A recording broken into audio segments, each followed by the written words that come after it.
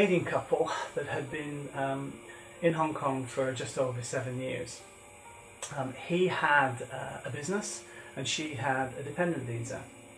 and between year 4 and 6 there had been an issue in relation to his wife, who had not been in Hong Kong for almost 2 years as a result of her health. In effect, what had happened was that she had headed back to Canada in pursuit of a regular checkup for a condition that she had had for very many years. And when she arrived in Canada and she went through the regular checkup, the physicians found something that was very problematic in her health status, and so she was immediately admitted to hospital. And after the admission to hospital, her health deteriorated to such an extent that in reality she was in hospital for about 15 months, and then she was convalescing back with the rest of her family in Canada for another 9 months or so. And throughout that period of time,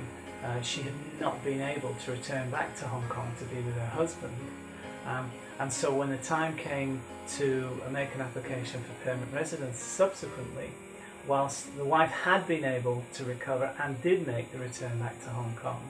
at the point of submitting the applications for the right of abode for both of them, the question was begged as to whether or not this time, this very lengthy period of time that she'd spent outside of Hong Kong,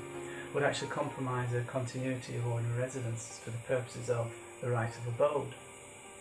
And we advised the client that in reality, the fact that it had been her intention to depart on a merely temporary basis, when she got on the aircraft to go back to Canada for that particular health check, the fact that things had unfolded in such a way that they had, that meant that she spent more than 2 years outside of Canada as a result of that trip back there, and it had taken her more than 2 years to get back to Hong Kong. We believe that the fact that it was her intention to depart on a merely temporary basis only would not jeopardise her continuity of residence for the purposes of the right of abode application. And indeed, we then filed the application. We made a very strident argument as to what had actually gone on